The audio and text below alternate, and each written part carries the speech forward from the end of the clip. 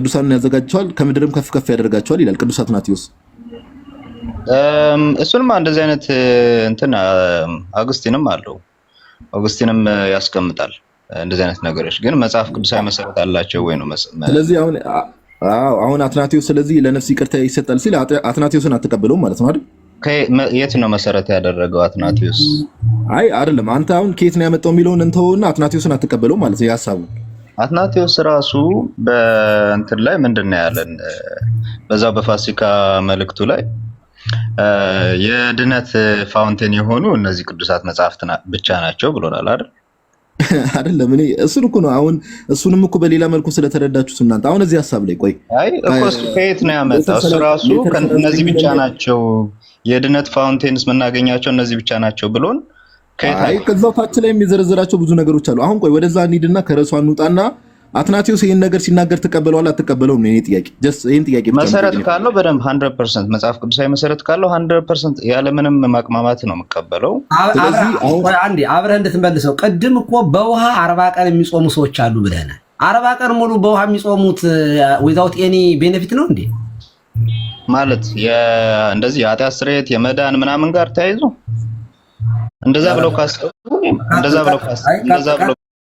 ቀጥለ እንደው እንዲያዝልኝ ብዬ ነው እንዲያዝልኝ ብዬ ነው። አይ እኔም እንትን ማለት የፈለኩት መኩንም አንድ አፍታ እስቲ ሐሳብ ልስጥ ብዬ የተቀበልኩት ምንድነው ያው እንግዲህ ከናን እንዳያችሁት ከናን ብቻ አይደለም ባይዘው ቀደም የገቡት ሉተራኖችንም አስገብታችሁ ብትጠይቋቸው ብዙ አባቶች ጽሑፍ ውስጥ ይሄንን ነገር እንመለከተዋለን በጥንታውያን አባቶች ውስጥና የአባቶች ተቃራኒ ነው ማለት አልኩ እኮ ጋዲ እሱ ብቻ አይደለም። ኦግስቲን ራሱ ነው አይቻለሁ። ኦግስቲን ላይ ራሱ እዛ ከናን ግድ የለም አሁን እኔ የሱን ጥቅስ እንጂ ጌታችን ጾምን እኮ ራሱ መጽሐፍ ቅዱስ ላይ ነው በአባቶቹን ሳናይ ጌታችን ጾሞ አጋንንትን ድል አድርጎበታል። ጾም እንዴ ከዚህ በለጠ አጋንንት እኮ ነው እኛን እኮ ከእግዚአብሔር መንግስት የሚያወጣን አይደል እንዴ? በጾም አጋንንት ድል እንደሚነሳ ሐዋርያት ጠይቀውት መልሷል።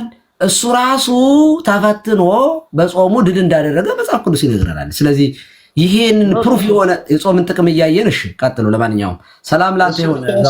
እኛንም እኮ ያለ ጾም ያለ ጸሎት አይወጣም ብሎ በጾም በጸሎት ያጋር ታዲያ ለምንድን ነው የምትከራከረው? ኖ እዚህ ጋር የሚለው የፓደን ነው የሚለው አሁን እዚህ ጋር የሚለው ነው መጽሐፍ ቅዱሳዊ መሰረት ምንድነው ፓደን እንደሚያስገኝ ለማንኛውም እሺ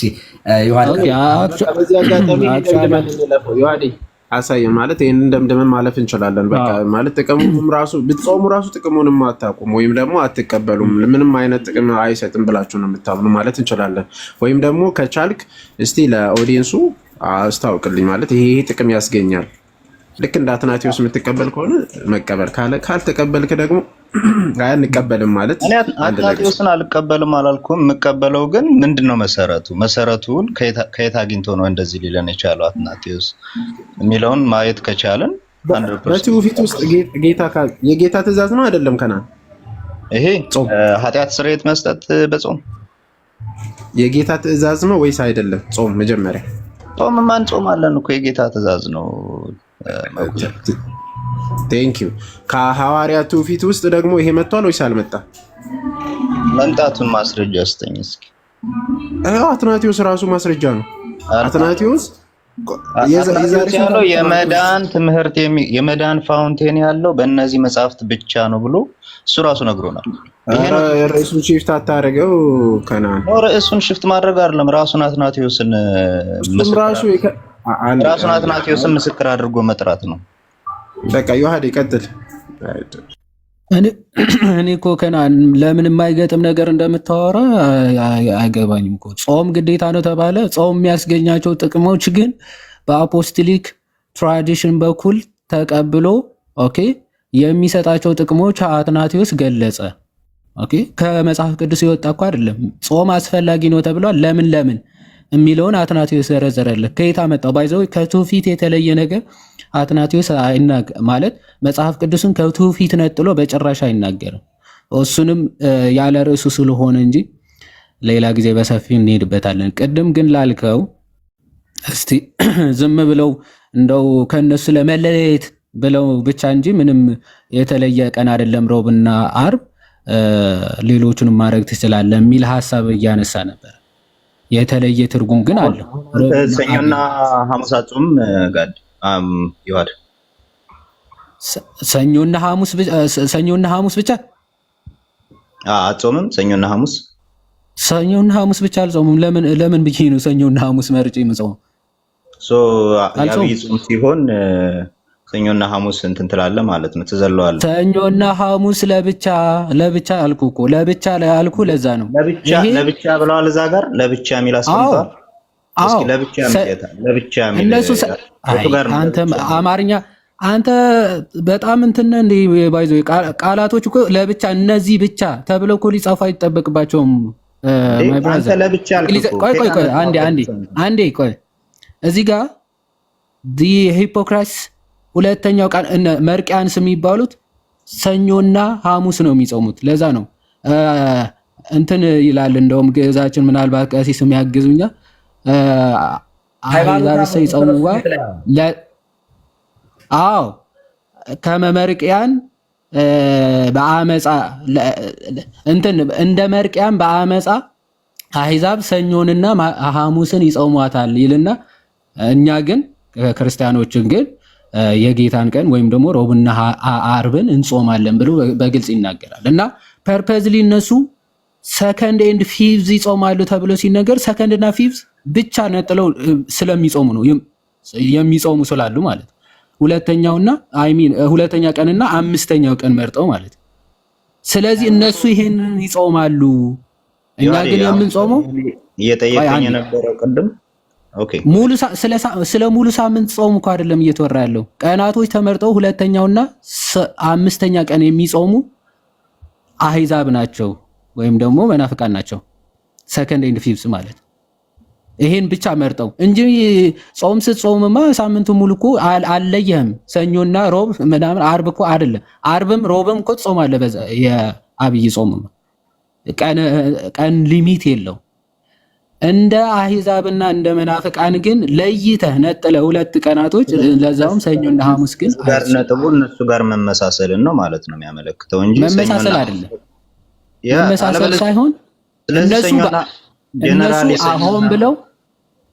እነሱ ሆን ብለው በአመፃ ነው አንደኛውና አምስተኛው የሚጾሙት።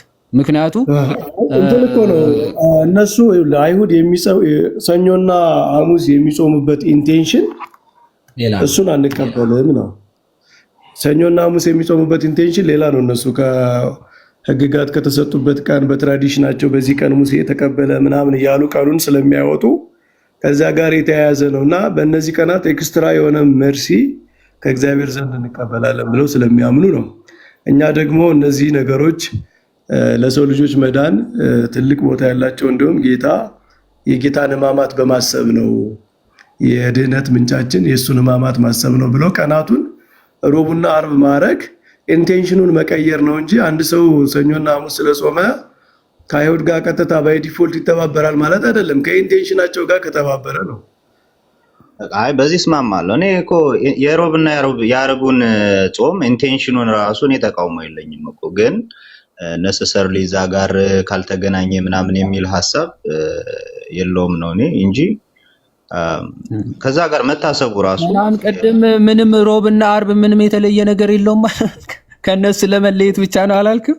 አሁን ደግሞ ኢንቴንሽኑ መገናኘቱ ፖዚቲቭ ሮብና አሁን እኮ ማስረጃ አምጣ ምንም የተለየ ነገር የለውም ሮብና አርብ ያሉበት ብለኸኝ እኮ ማስረጃ ላመጣ እኮ ነው እያወራን የነበረው። እኔ ባይዘው ያልኩትን በደንብ አዳምጠኝ ሆዴ።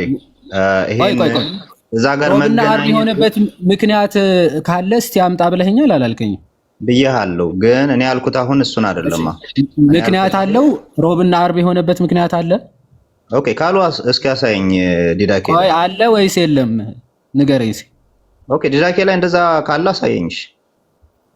ዲዳኬ ላይ ብቻ ነው የምትፈልገው? ኦኬ ዲዳኬ ላይ ሮብና አርብ ያደረግንበት ምክንያት ብለው ካልዘረዘሩ አትቀበልም?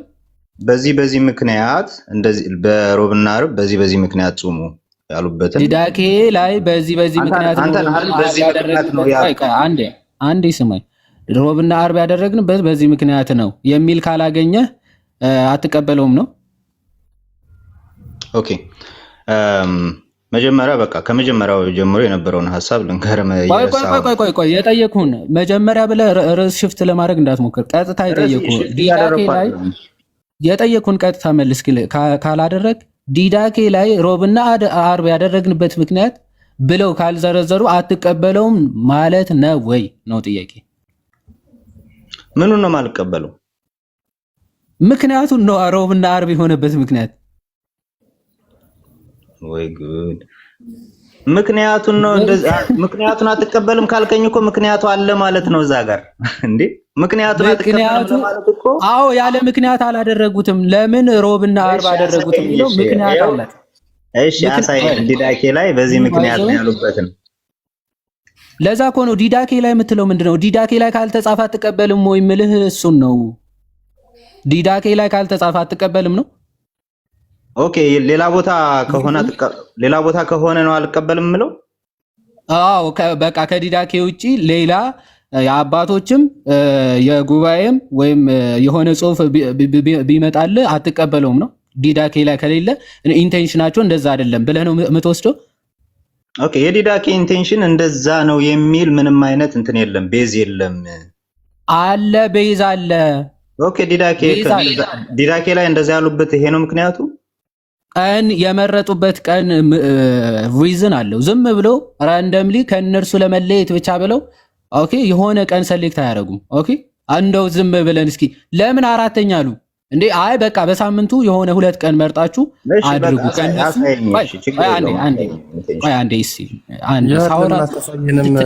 ያመጣኸውን የአባቶችን ማስረጃ ቅድም እሱን ስትጠየቅ ስለነበር እኛም ብናየውና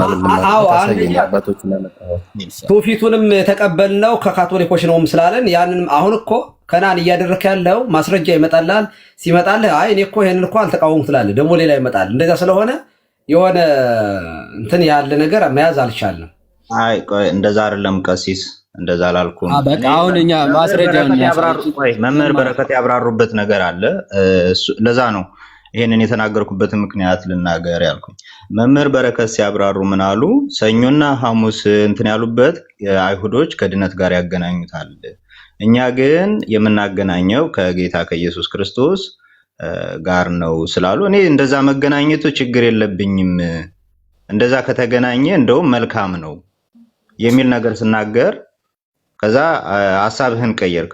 እኔ ያልኩኝ ሐሳቡ እንደዛ ጋርም ከተገናኘ በመልካም ነው ማየው ነው እንጂ ዲዳኬ ላይ ሐሳባቸው እንደዛ ነው የሚል መሰረት አለ የሚል አሁንም ቢሆን ተጨማሪ ግን ከናን በእስራኤል የስርየት ቀን ማለት ነው ዴይ ኦፍ አቶንመንት በጾም ነው አይደል የሚከበር ታውቃለህ አይደል?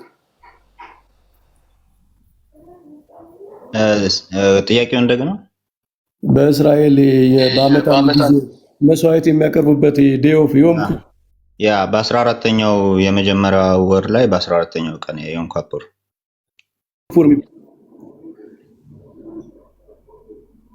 ይሰማል። ይዋድ ግን ይሰማል። ተቋረጠ። አዎ በመሃል ጠፋ። አይ ይሰማል። እስራኤል በዓመት አንድ ይቆራረጣል። ካህናት ወደ የሚገባበት ስልክ ገባባቸው መሰለኝ እና ነዳጅ ሙሉ ስልክ እየገባብኝ ይቅርታ። አሉ አሁን አሉ ይቀጥሉ መምህር። እስራኤል በዓመት አንድ ጊዜ ሊቀ ካህናቱ መስዋዕት አቅርቦ ወደ ቅዱሰ ቅዱሳን የሚገባበት ቀን በጾም ነው። ህዝቡ በጾም ነው የሚያከብሩት። በሌዋውያን ምዕራፍ 23 ላይ በዚያች ቀን ሰውነታችሁን አስጨንቋት የሚል ትእዛዝ አለ እና እስራኤል እየጾሙ ነው ያንን ቀን የሚያከብሩት ማለት ነው። እና አሁን አርብ ዲዳኬ ላይ አርብ ጾሙ ሲል አርብ ጌታችን የተሰቀለባት ቀን ነች። የክርስቶስን ሕማም ከዛ ሊቀ ካህናቱ መስዋዕት ከሚያቀርብበት ስርየት ከሚገኝበት ቀን ጋር የተገናኘ ከዚያ የተነሳ ትርጉም ውጭ ምን ትርጉም ነው አንተ ልሰጠው የምችለው? ኢቭን ባይጽፈው ዲዳኬ ላይ ያለው ጸሐፊ ከክርስቶስ ሕማም ጋር ባይ ዲፎልት የታወቀ ነገር ስለሆነ ቢቶ እንኳ አንተ ሌላ ትርጉም ልሰጠው ትችላለህ። ከዚህ ውጭ የስርየት ቀን ነው አርብ፣ የሚጾም ቀን ነው በአይሁድ ትውፊት፣ አይሁድ በጾም የሚያከብሩት ነው። ስለዚህ የክርስቶስን ሕማም በጾም አስቡት ከማለት ውጭ ሌላ ምን ትርጉም ሊሰጠው ይችላል? እስኪ አሁን ቴዎሎጂካሊ ራሱ እኔ ቴዎሎጂካሊ እኮ ምንም አይነት ትርጉም ልንሰጥበት የምንችልበት ቤዝ የለም። እኔ እንደሱ አሁን ዮሐድም እኮ ጠይቆኛል። እሱን ለምንድን ነው ታዲያ ያለው አለኝ። ያንንማ ምንም የተናገሩት ነገር የለም። እንደዚህ ነው ልል አልችልም። ስለዚህ ኦልሬዲ ዲፎልት ነው አይደለ? ከክርስቶስ ሕማም ጋር መያያዙ የዓርብ ጾም ዲፎልት ነው ልንልበት የምንችለው ምን እንትን አለን? አሁን እኮ ዲፎልት ሊሆንም እኮ ይችላል። አሁን ሊሆንም ይችላል፣ ግን ደግሞ እንደዛ ነው የሚል ቤዝ የለንም። ነው ብሎ ለመደምደም የሚያስችል ግን ቤዝ የለም። ትራዲሽን ካለ እንግዲህ ከሐዋርያት ዘመን ጀምሮ ያሉት አብያተ ክርስቲያናት ሁሉ በዚህ ምክንያት ነው ዓርብን የምንጾመው ካሉ አይደለም እንደዛ አይደለም፣ ጥንታዊቷ ቤተክርስቲያን በዛ አይደለም የምትጾመው እንዴት ይባላል? እነማን ስላሉ? ሁሉም ጥንታውያን ቤተክርስቲያናት ዓርብ ሮቡን ለመጾም ያቀርቡት የጌታን ሕማማት ነው። እኔ አልተረዳችሁኝም ማለት ነው። እኔ እያልኩት ያለው እዛ እንትን ላይ ሲናገሩ ያስቀመጡት ቤዛቸውን ያስቀመጡት ነገር የለም። እንደዚህ ነው ብዬ ልንናገር አንችልም። ኋላ ላይ እንደዚህ አይነት ትርጉም ሊሰጠው ይችላል። ዚስ ኢዝ ምንም እኮ እንትን ያለው አይደለም፣ ጥያቄ ያለው አይደለም። ኋላ ላይ ሊሰጠው ይችላል። ትክክለኛ አርጊመንት አይደለም። ብዙ ይኸውልህ ዓርብ ረቡዕ በዲዳኬ ላይ ጾሙ ነው የተመረጠበት። ዓርብ ለምሳሌ አንድ ክርስቲያን ትዝ የሚለው ክርስቶስ የተሰቀለበት ቀን ነው። ሌላ ምን ትዝ ይለዋል? ከሕማሙ ጋር አይገናኝም የሚል ሰው እኮ ነው በርደን ያለበት ማለት ነው። ይህንን ፕሩቭ አይገናኝም የሚል ድምዳሜ ከመጀመሪያም አልሰጠሁም። እንደዛ አይነት ቤዝ የለም ነው ያልኩት እንጂ አይደለም የሚል ድምዳሜ አይደለም የሰጠሁት። ከመጀመሪያ ቤዝም አለ እኮ። ዓርብ እኮ ኦልሬዲ በቃ ክርስቶስ መከራ የተቀበለበት ቀን መሆኑ ራሱ ጾሙ ከዚህ ጋር እንደሚገናኝ ቤዝ እኮ ነው። ኋላ ላይ እንደዛ ጋር ሊያገናኙት ይችላሉ፣ ግን እዛ ጋር የገለጹት ነገር የለም ነው የኔ አይደለም። ይኸውልህ ከነዓን አንደኛ ዲዳኬ ላይ ያለ፣ ሁለተኛ ሰለስቱ ምዕት ላይም ዓርብና ረቡዕ ኢቭን እስከ ቀኑ ድረስ ከዘጠኝ ሰዓት እንዲጾም ደግሞ እራሳቸው ቀኑናቸው ያዛል። ሃይማኖተ አበው ዘሰለስቱ ምዕት ላይ ይሄ አለ። ዓርብና ረቡዕ መጾም እንዳለበት እስከ 9 ሰዓት መጾም እንዳለበት ይናገራል። አብልጠህ ብትጾም ግን ለነፍስ ችግር የለውም። ይሄ ምንም የሚያጨቃጭቅ ነገርም አይደለም እኮ። ለምን ከነዓን ገብተዋል? ግን እያነሳ ያለው በነገራችን ላይ በጣም ቢግ ክሌም እኮ ነው። አሴ ረንደም ሰሌክሽን 2 ቀን ማለት ሮብና ዓርብ ዝም ብለው ረንደምሊ ነው ሰሌክት ያደረጉት የሚል ቢግ ክሌም እያቀረብክ በቃ ምንም ሪዝን የላቸውም ከነሱ ለመለየት ብቻ ነው የሚል የራስ ፍልስፍና አምጥተህ ከዛ በኋላ ግን እንደዚህ አይነት ሀሳብ መጥቶ ሊሆን ይችላል ትላለህ። ሲጀመር ዲዳኬ ላይ ሰሌክት ሊያደርጉበት የሚችልበት ሪዝን ምን አለ? ሮብ ከሐሙስ ኦኬ፣ ሮብ ከእሁድ፣ ሮብ ከቅዳሜ ሊለዩበት የሚችሉ 2 ቀናቶች አድርገው ሮብና ዓርብ ሊያደርጉበት የሚችሉበት ሪዝን ሳይኖራቸው ሮብና ዓርብ ጾሙ ብለው ሊያዙ እኮ አይችሉም፣ ያለምንም ሪዝን ማለት ነው። አይ በቃ ምንም ሪዝን አልነበራቸውም፣ በቃ ለመለየት ብቻ ነው አባቶች። ከዛ በትውፊት በኩል ወይም ደግሞ በትውፊት ተቀብለው ለምን ሮብና ዓርብ እንደሆነ ኦኬ፣ አፖስቶሊክ ኮንስቲቱሽን በግልጽ ያስቀምጣሉ። ለምንድነው ዝም ብለው ራንደምሊ ሮብና ዓርብ መሆኑ? እንደው ራንደም ሴሌክሽን ነው? ከነሱ ለመለየት ነው አይደለም? ምክንያት አላቸው እንዳልኩ መሆኑ። እንደዛ ከሆነ ጥሩ ነው። ግን እኔ መጀመሪያው ነው ያልኩት እዛው ዲዳኬ ላይ ግን ምንም አይነት ፋውንዴሽን የለም እንደዚህ ነው ልንል የሚያስችል አለ። ፋውንዴሽን አለ። ሮብና ዓርብ እንጾማለን። ፋውንዴሽኑማ ሮብና ዓርብ ብለው መምረጣቸው ራሱ ከሌሎች ቀናቶች ለይተው እሱ ራሱ ሪዝን ነው። እንደ አይሁዶች ኦኬ፣ እኛ ማክሰኞና ሮብ አይደለም ሰኞና ሐሙስ አንጾም። እኛ የምንጾመው ሮብና ምንድነው ዓርብ ነው አሉ ማለት ነው። ባይ ዘ ወይ በዛን ሰዓት የነበረው ሰርከምስታንስ መረዳት ራሱ ቅድም መምህር በረከት እንዳሉት በዛን ሰዓት ስለምን ነገር ነው እየተነገረ ያለው?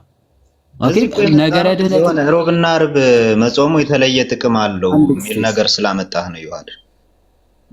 አዎ ጥቅም ባይኖረው ሮብና ዓርብ ሰሌክት አድርገው ጾሙ ባላሉ ማለት ነው። ኦኬ፣ ጾም ጥቅም አለው ብለሃል። ምን አይነት ጥቅም አለው? ቆይስ አንዴ ላይ ይቅርታ፣ አማን ክርስቲያንም ጆሲም ዘማርያምም ኤኒታይም መግባት ትችላላችሁ። ቆይ እኔ ግን አብሬ እንድታነሱ ስለ ጥቅሙ ሲታሰብ ዓርብ ነገረ መስቀሉን እያሰበ አንድ ሰው ቢጾም ጥቅም የለውም እያልከን ነው? ዓርብ ነገረ መስቀሉን እያሰበ አንድ ሰው ዓርብ ቀን ረቡዕን ምክረ አይሁድን እያሰበ ቢጾም አንድ ሰው ዓርብ ስለ ጌታችን መስቀሉ ለእኔ ዋጋ ስለተከፈለው ነገር እያሰብኩኝ ብጾም ጥቅም የለውም እንዴ? ከናን ጥቅም አለው በደንብ። እኔ እኮ እሱን አላልኩም ቀሲስ። እኔ ያልኩት ቆይ እኔ እንዴት በምን እንደመጣን በዚህ ያስታውሳሉ። እዚህም ስለነበሩ ሮብና ዓርብ እኔ ኤኒ ታይም ቢጾም ጾም በጾም ጥቅም ይገኛል ኤኒ ታይም ይሁን ስል ዮሐድ ደግሞ የለም ሮብና ዓርብ ነሰሰርሊ መሆን ኖ ኤኒ ታይም። ቆይ ኤኒ ታይም ማለት ምን ማለት ነው? ቀኖቹ ነው እኮ አይሁድ ሲጾሙ በምክንያት ነው የሚጾሙበት። የነሱ ጾም የራሱን የቻለ ምክንያት አላቸው። ደግሞ የነሱ ምክንያት እኮ በነገራችን ላይ ዊዛውት ሪዝን አይደለም እኮ ከእግዚአብሔር ጋር በተያያዘ ከወጡበት በዓል ካከበሩበት የተለያዩ ጾማቸው ወደ 7 ነው የሚጠጉ ጾሞች አሏቸው። ዊዛውት ሪዝን አልነበር የሚጾሙት። ኦኬ እኛ ግን ክርስቲያኖች ስንጾም መስቀሉን እያሰብን ከዛ የበለጠ እኮ ነው የሚሆነው። እንደው መስቀሉን እያሰብኩ የምጾም ከሆነ ጥቅሙ ሐዋርያት ይህን ሲወስኑ ማለት ዲዳኬም ላይ ያለውን ስናይ ይህን ውሳኔ ሰለስቱ ምዕትም ቀኑን ጨምረው ይህን ነገር ሲናገሩ ከዚህ የበለጠ ምን ጥቅም ሊኖር ይችላል እኮ ነው እያልን ያለ ነው። ኖ እኔ ቆይ ቀሲስ እኔ እኮ ከጥቅሙ አንጻር አይደለም። አሁን እኔ ከቀኑ አንጻር ነው። ቀኑ አይደለም ጥቅምን የሚያመጣው ቀኑ ራሱ ቀኑ ጌታ የተሰቀለው ዓርብ አይደል እንዴ? ያ ጌታ የተሰቀለው ዓርብ ይሁን እንጂ ጌታን አስቦ እስከ ጾመ ድረስ ኤኒ ታይም ጥቅም ያገኛል ነው። እኔ እኮ ስለዚህ በርዝዴት የለም ችግር የለውም። ኤኒ ታይም ዓርብ ከሆነም ያንኑ ጥቅም ያገኛል። ማክሰኞም ቢጾም ያንኑ ኤግዛክት ጥቅም ያገኛል። ዓርብ ስለሆነ ሌላ ይሆናል ማለት ነው። ለምሳሌ ቆይ ጌታ የተሰቀለው ዓርብ ሆኖ የተሰቀለው ክርስትና እኮ ሂስቶሪካል ጭምር እኮ የሆነ እኮ ባክግራውንድ ሲኖርህ ምክንያቱም ስታብራራ እኮ ታሪካዊ የሆነ አመጣጡን ጨምር ነው የምታደርገው። እሱ ጥሩ ነው ግን ጥቅሙን አይቀርም። እሱ ጥሩ ነው ግን ጥቅሙን አይቀርም እኮ ጥቅሙን ነው የምነግርህ። ጌታ ዓርብ ተሰቅሎ እያለ ጌታ የተሰቀለበት ሰኞ ነው ብለህ ሰኞ ቀን ያንን ቀን በሰኞ እንዲሆን ነው። ዓርብ ነው የተሰቀለው። ዕለቱን አስቤ እኮ ነው እኔ እኮ የምጾመው። ኦኬ ለምሳሌ ልደትህ አንተ ዛሬ ሆኖ እያለ ዓመት እስከ ዓመት ልደት ዋናው ምንም እኮ ሴንስለስ የሆነ ነገር ነው የምታወራው። ከናን ገብቷል? ተረድተሃል? አይ እንደዚህ ይሄን ያህልም ጊዜ ወስደን ሊያጨቃጭቀን የሚገባ ነገር አይደለም። ሌሎቻችሁም ጨርሱ እንዳልኳችሁ እንዳንይዛችሁ።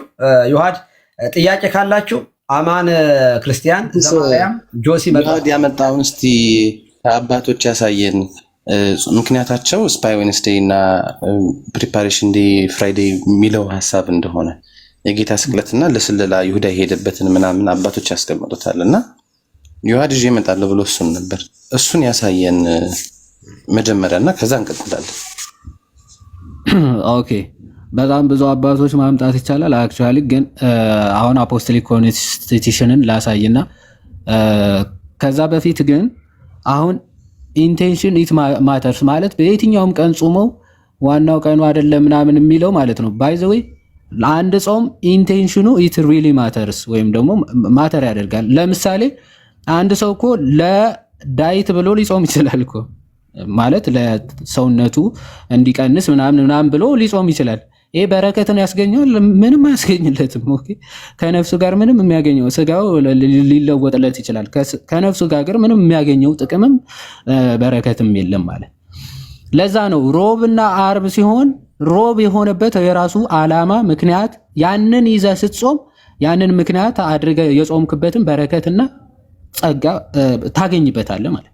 ኦኬ ያንን ቀኑ ምን ስላለው ምክንያት ስላለው ምክንያት የሌለው ቀን ዝም ብለህ ራንደም እየመረጥክ ለምን እንደምትጾምም ካላወቅክ ግን ምንም በረከት የለውም ማለት ነው። ኦኬ ለዳይት ጾም ለምን ጾም የማይታወቅ ያለ ምክንያት ዝም ብለህ ቀን እየመረጥክ ብትጾም ለስጋ ልትሸነቅጥ ሸንቃጣ ልትሆን ትችላለህ። ነፍስ ግን ምንም ጥቅም የለውም ማለት ሶ አባቶችም ቀኑን ሰሌክት ሲያደርጉ ምክንያትም ዓላማም ያለው ማለት ነው። ምክንያትም ትርጉሙም ያለው። ለምሳሌ አብይ ጾም ሲጾም ምክንያት አለው፣ ዓላማም አለው። ምንድነው? ጌታዬ ጾመው ነው፣ ታላቅ ጾም ነው፣ በረከተ ስጋ በረከተ ነፍስ የምታገኝበት ዓላማ ምክንያት ሲኖር፣ ሮብና ዓርብም ምክንያት አለው። ምንድነው ምክንያቱ? ይኸው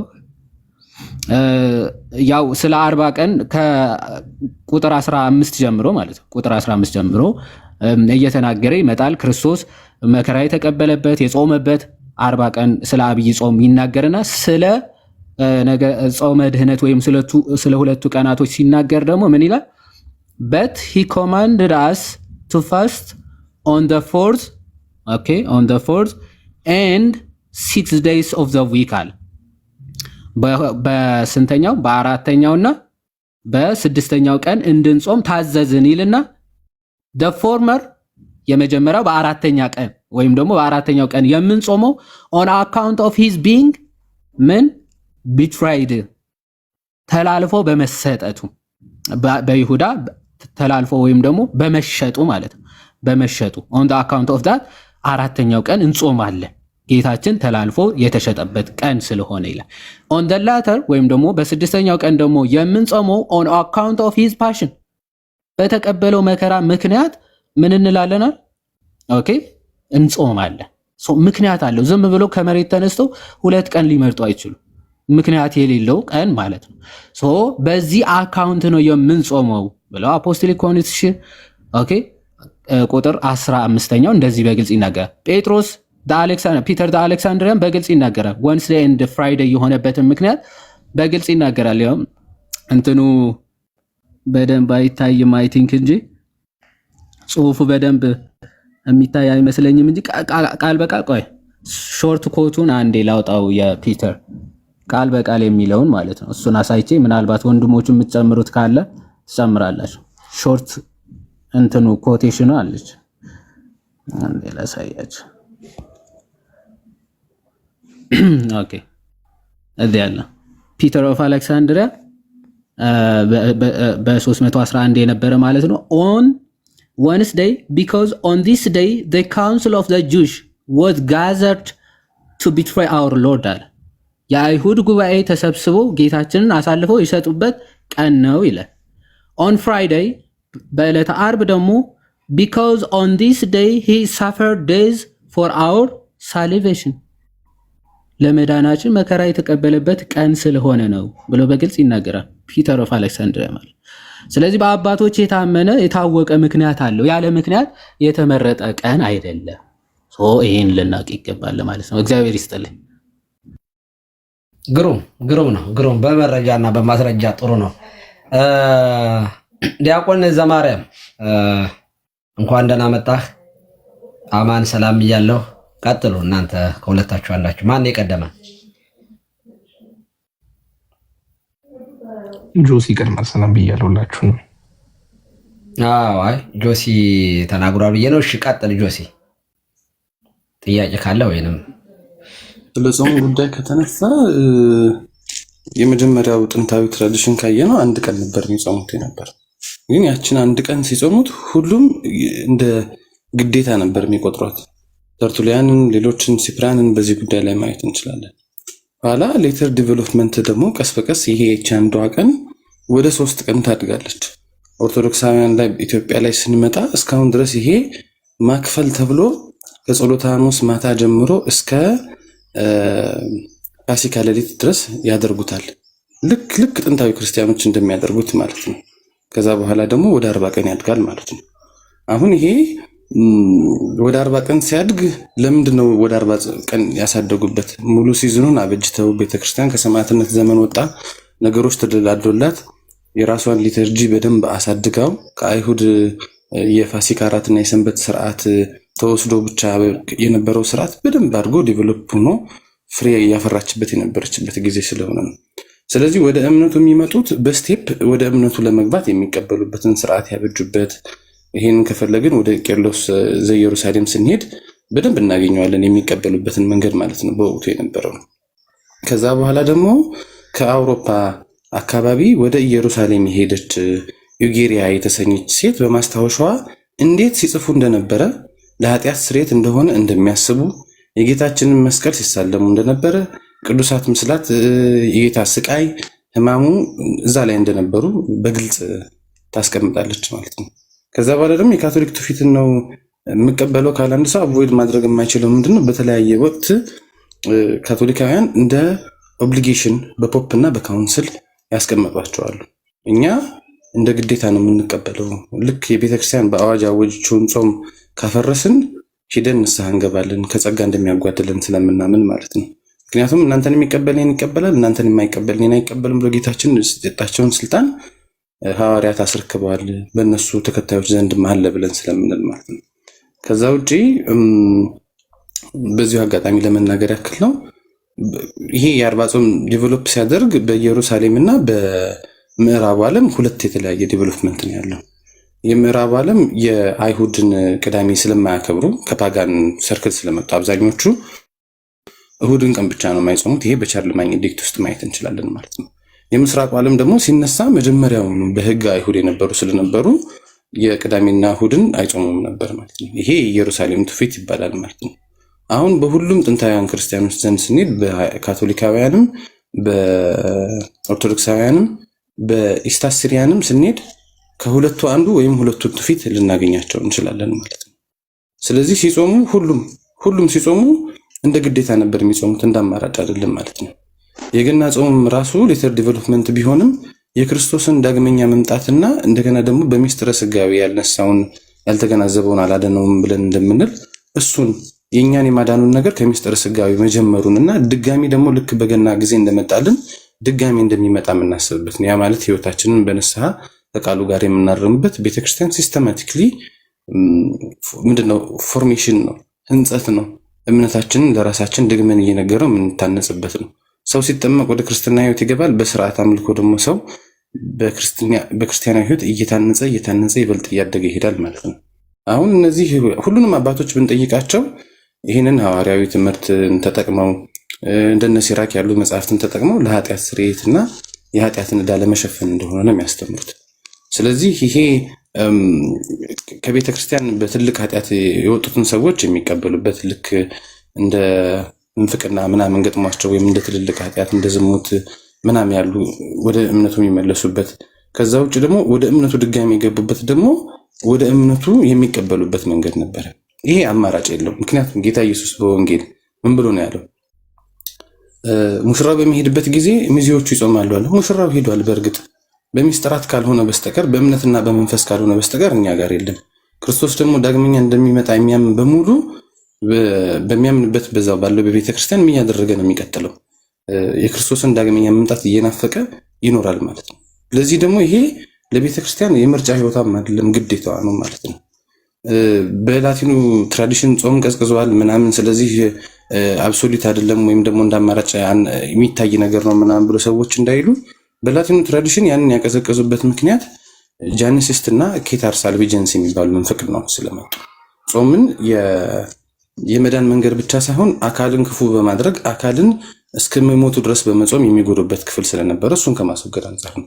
አሁን በዘመናዊ ዓለም ፖፑሊዮ ራሱ ልክ በኦርቶዶክሳውያን የገሃድ ጾም እንዳለው አሁን በቅርብ ጊዜ ተመልሰው እነዛን የገሃድ ጾሞችን ለላቲን ትራዲሽን መልሰዋል። እነሱ በአመት ውስጥ ባሉ ሲዝኖች በሙሉ ከ6 ጊዜ በላይ ነበር የገሃድ ጾም ለብቻ ያላቸው ማለት ነው። አሁን እነሱ ራሱ በዚህ ሰዓት ላይ እነ ኬታርስ እና አልቢጀንሲ እና ጃኒሲስት ምንፍቅናዎች ስለሌሉብን ወደ ጾም እንመለስ እያሉ ነው። ከዛ ውጭ ግን በግዴታ ላይ ያሉት ጾሞች በግዴታ ናቸው። ቀኑን ሙሉ መጾም ያለበት የግዴታ ጾም የግዴታ ይጾማል።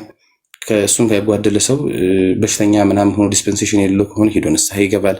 ስለዚህ የካቶሊክ ትራዲሽን እከተላለሁ ብሎ የሚል የአባቶችም የቤተክርስቲያን ታሪክም የቤተክርስቲያን ጉባኤዎችም የፖፖቻችን ዲክሪዎችም የሚያስረዱት የግዴታ የጾም የሆኑት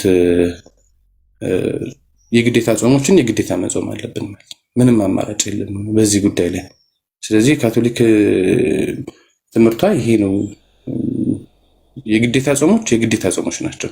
ሚኒመም የሆነውን ቤተክርስቲያን ታስቀምጣለች። ከዛ በላይ መጋደል የክርስቲያን ስራ። ይሄን ይመስላል ቀሲስ። ቴንኪዩ በጣም ቆንጆ ኤክስፕላኔሽን ነው። በተለይ ለከነአን ይሄ በደንብ መልስ ይሆናል። በኋላ እንትን ትልበታለህ። ኦፍኮርስ መቼም ጾም ከኃጢአት ስርየት ጋር በደንብ ይገናኛል። በጾም ወበጸሎት ይሰራ ኃጢአት ይላል ቅዱስ ያሬድም። እና እሱ ብቻ ሳይሆን እንዴ ጌታ ራሱ እኮ ኃጢአትን ማስተሰረይ ብቻ ሳይሆን ኃጢአት የሚያስፈጽመውን የኃጢአት ዋና ተልእኮ ፈጻሚው ዲያብሎስን ራሱ በጾም ነው ድል የምንነሳው። ጌታ እንደዚያ ነው ያደረገው። አጋንንት እንደዚህ ያለው አብሮ አደግ ሰይጣንም ያለ ጾምና ያለ ጾም አይወጣም ብሎ አጋንንት ዋናው ኮዝ ምንጩን የሐሰት አባት የኃጢአት ምንጯ ኃጢአትን እንድናደርግ የሚያስገድደውን ዲያብሎስን በጾም ድል እናደርግበታለን እና ይሄ በጣም የታመነ ነገር ነው። በጣም ጥሩ ነገር ነው። ዘማርያም ቀጥልሽ።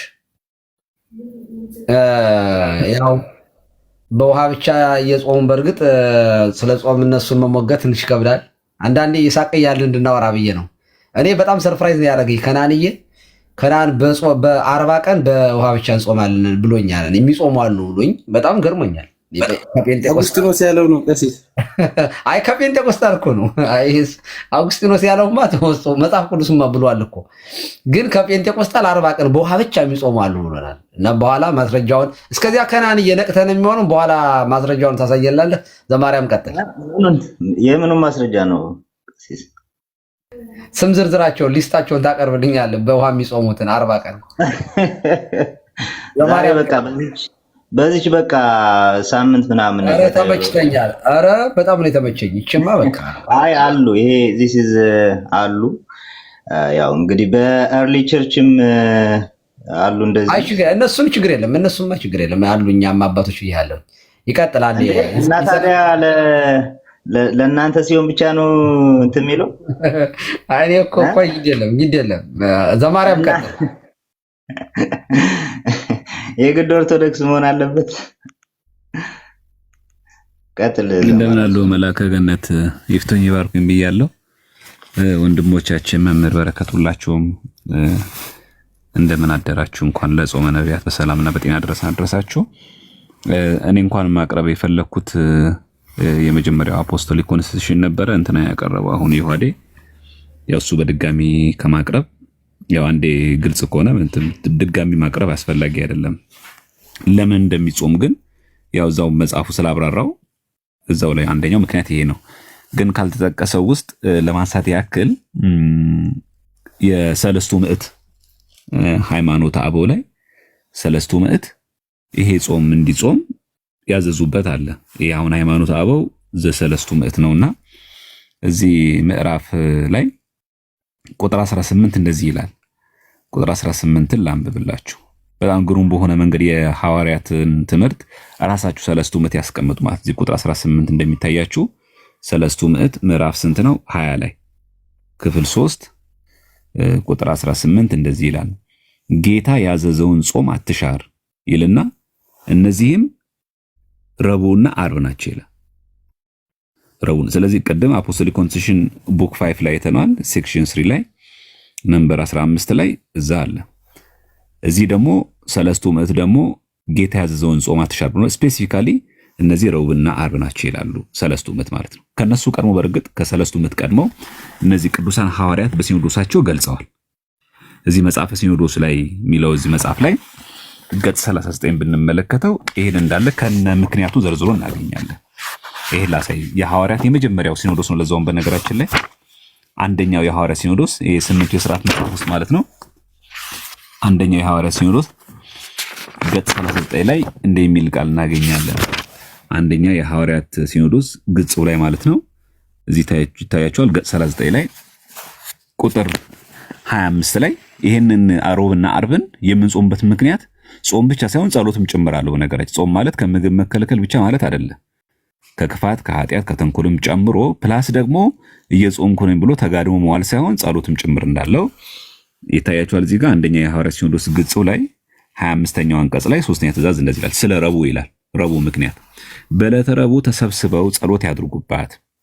በዚች ቀን ለምን አይሁድ ይዘው እንደሚሰቅሉትና በሶስተኛው ቀን እንደሚነሳ ነግሯቸዋልና ስለነሱም አዘኑ፣ ተከዙ።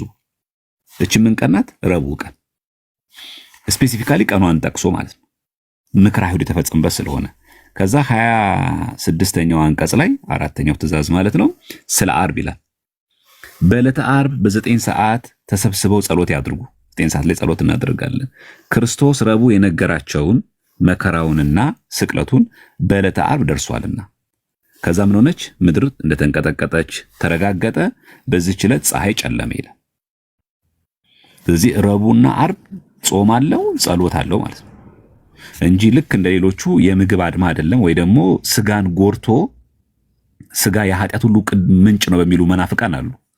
ስለዚህ ቶሎ ብለን ይሄንን ስጋችንን ይሄ የተፈጠረው የኛን ስጋ ከዚህ ዓለም እንገላግለው በማለት ሆን ብሎ ስጋን እየጎዱ የሚጾሙ ጾም እንደዛ አይደለም። የኛ ጾም ስጋ የኃጢአት ሁሉ ምንጭ ነው፣ ከዚህ ዓለም መገላገል አለበት እና ቶሎ ለመግደል ፈልገን ነው ስጋችን በረሃብ ምን ቀጣው በሚል የረሃብ አድማ የሚጾም አይደለም ጾም ማለት ነው።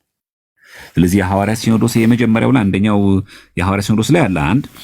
እዚህ ጋር ደግሞ የሃይማኖት አበው ላይ ደግሞ ስፔሲፊካሊ ስሙን ጠቅሶ ሮብና አርብን ብሎ ተጽፎ እናገኛለን።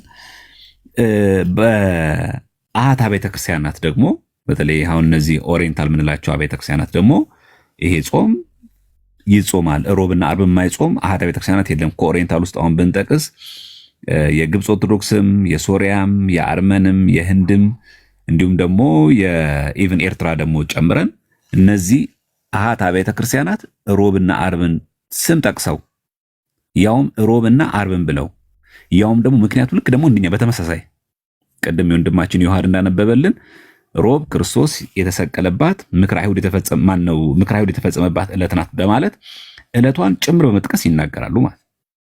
ስለዚህ በእኛ ዘንድ ብቻ ያለ ተደርጎ መወሰድ የለበትም። አሃት አብያተ ክርስቲያናት ኦሪየንታል አለ። እኛ ብቻ አይደለም ኦሪየንታል ብቻ አይደለም፣ በነገራችን መለካያን ጭምር። አሁን የአርመን ኦርቶዶክስ ቤተክርስቲያን ዌብሳይት ነው፣ የዩኬ እና የአየርላንድ ሀገረ ስብከት ማለት ነው። እዚህ ላይ ሮብና አርብ እንዴት አድርጎ እንደጠቀሰ እናንብባት። ያችን ብዙ ስለ ጾምና ስለ አጽዋማት እዚህ ስርዓት አላቸው። እችን ክፍል ላሳይ፣ ተመልከቱ። እዚህ ጋር ዴይሊ ፋስት ይላል። ኤቭሪ ዌንስዴይ ኤንድ ፍራይዴይ ኢዝ ኤ ዴይ ኦፍ ፋስቲንግ ነው የሚለው። ይሄ በአርመን ኦርቶዶክስ ቤተክርስቲያን ሁል ጊዜ ሮብና አርብ ምንድን ነው? ጾም ነው። እኛ ጋር መቼም አይጾም አለ ሮብና አርብ በበዓለ ሃምሳ አይደል? ይሄው እዚህ ጋርም አለ። ኤክሴፕት ይላል ዱሪንግ ዘ 14 days አፍተር ኢስተር ነው የሚለው። በበዓለ ሃምሳ ጊዜ ካልሆነ በስተቀር ሮብና አርብ ምንድነው? ጾም ቀን ነው። ከዛ የዛ ፋስት ኦፍ ግሬት ሌንት አለ፣ አብይ ጾም ማለት ነው። ከዛ ሆሊ ዊክ ደግሞ አለ፣ ህማማት አለ። ዊክ ሎንግ ፋስት ደግሞ አለ፣ ከሰኞ እስከ ዓርብ ጾም ደግሞ አለ። እነሱ እኛ 7 አጽዋማት ነው ያለ፣ እነሱ ደግሞ 10 አጽዋማት አላቸው። ግን እዚህ ጋር ምን እንደሚለው ኤቭሪ ዌንስዴይ ኤንድ ፍራይዴይ ነው የሚለው። ስለዚህ በኦሪየንታል አብያተ ክርስቲያናትም ጭምር ሮብና አርብም ያውም ደግሞ ልክ እንደኛው በበዓለ ሃምሳ ሮብ አርብን ጨምረን ልክ እንደ ዕለተ ፋሲካ እንደ አንድ ቀን እናከብራታለን። እሱም እዚህ ጋር ኤክሴፕት ብሎ አስቀምጦታል። 40 ቀን ከጾምኑ በኋላ ከፋሲካ በኋላ ከሌሉት በስተቀር ሮብና አርብን ይጾሙ የሚል አላቸው። ልክ የጾም ስርዓታችሁ በነገራችን ላይ አሁን ልክ እኛ እንደምንጾሙ ነው አንዱ ማሳያ። እንደውም ከምግብ ስንከለከልኛ ከቅቤ ከስጋ እንከለከላለን። እነሱ ልክ እንደዚህ from meat and animal products ነው የሚለው በሐክ ይሉታል። ከቅቤ ከስጋ ተከልክለን ምን ጾሙ ጾም ማለት ጭምር ራሱ። ሁለተኛ ነገር ደግሞ ዶዘ የሚባሉ ደግሞ ቶታሊ ይሄ ከጾም ምግቦችም ጭምር ደግሞ በመከልከል የሚጾም ሰው ሁለት አይነት ጾም አላቸው እነሱ። ይሄ የአርመን ኦርቶዶክስ ቤተክርስቲያን ስርዓት ነው አንዱ። ፋስትስና ፌስትስ በጾማትና አጽዋማትና በዓላት ጭምር ማለት ነው። ልክ እንደዚሁም በሶሪያ ብናየው እንደዚሁ ነው። በአርመንም ብናየው እንደዚህ ነው። በህንድም ብናየው እንደዚህ ነው። በግብጽ ኦርቶዶክስ ቤተክርስቲያን ብናየው እንደዚህ አጽዋማት ይጾማሉ ማለት ነው። ስለዚህ በሐዋርያት ትምህርት አለ፣ ዲያዴኪያ ላይ ቀደም አይተነዋል። በአፖስቶሊክ ኮንስቲቱሽን ቡክ 5 ላይ አይተነዋል። ከና ደግሞ ሃይማኖት አበው ላይ አለ፣ ዘሰለስቱ ምዕት ምዕራፍ 20 ላይ ማለት ነው። ከነገና ደግሞ መጨረሻ ላይ ደግሞ እዚህኛው መጽሐፍ ላይ ደግሞ ገጽ 39 ላይ ለምን እንደሚጾም ምክረ አይሁድ የተፈጸመበት ሮብ ቀን እንደሆነ፣ አርብ ቀን ደግሞ ጌታችን የተሰቀለበት መሆኑ ያሳያል። እኔ እንደው እንኳን የገባሁት ይሄን ለመተንተን ሳይሆን ቅድም ባለው እንኳን መሰረት ቢሆን ከነአን ሮብና አርብን ጾሙ የሚለውን እሱ ይጾመዋል ወይ? ልክ በዲያዴኪያ መሰረት ግድ የለም ቀኑ ምንም ይሁን ከነአን ይጾመዋል ወይ ሮብና አርብን? በዚህ በአፖስቶሊክ ኮንስቲቱሽን መሰረት እሱማ እኮ እኔ የምጾመው በካንት ነው ብሎናል። ከጣፋጭ ነገር ነው የምጾመው ብሏል። ዶሮ ወጥ ይበላል፣ ቀይ ወጥ ይበላል። አስተካክለውንም እሷን ብቻ ይለዩአተው። ቀይ ወጥ ይበላል። እንደዛ ከሆነ እኮ እንደዚህ ማለት ነው። እርሶ ከስጋ ብቻ ነው የሚጾሙ ማለት እኮ ነው። ጧት ተነስተው ይበላሉ ማለት ነው። አይ በከራኒ ብላል። ወረዲ እኮ ሪከርድ ተደርጓል። እንዴ ያልኩትን አሁንም ልድገምልዎት። ቆይ ለስንተኛ ጊዜ? ለ8ኛ ጊዜ ይሆናል። ዛሬ እኔ ላይ ሙድ ለመያዝ በቃ ቆርጠው ተነስተዋል። እንዴ ሰርፕራይዝ ነው ያረከኝ እኮ ከናን። ቃልዮት ያሰማል፣ ዘማርያም ቃልዮት ያሰማል። እሺ አይ እኔ ያልኩት ቅድም አሁንም ልድገምላችሁ ድንገት ላልመጣችሁ ቆይ አንዴ አማን ጋር ታወራለህ። ምናልባት አማን ያላስቀድመውና ከዚያ ወደ አንተ እመጣለሁ። ቃልዮት ያሰማል ዘማሪያም ይገርስተልን። አማን ብዙ ቆይቷል። በእርግጥ ኮኔክሽኑ ያስቸግራል። የአማን ቀይ ያሳየኛልና እስኪ አሁን ጥሩ ነው መሰለኝ። ቀይር ያለውን ይሰማል? አዎ ይሰማል። አማን እሺ፣ ሁላችንም ሰላም ብያለሁ። ላይ ያላችሁ ከቀሲስ ጀምሮ እስከታች ያላችሁ ነው። ውይይቱ በጣም ደስ ይላል። ጥቂት የታዘብኩትን ነገሮች ላስቀምጥ። የመጀመሪያው ኦፍኮርስ ምንድነው የመጀመሪያዊቱ ቤተክርስቲያን ወይ ደግሞ አፖስቶሊክ ቸርች ሁለት የያዘቻቸው ነገሮች አሉ። የመጀመሪያው የመጽሐፍ ቅዱስን ትምህርት ነው።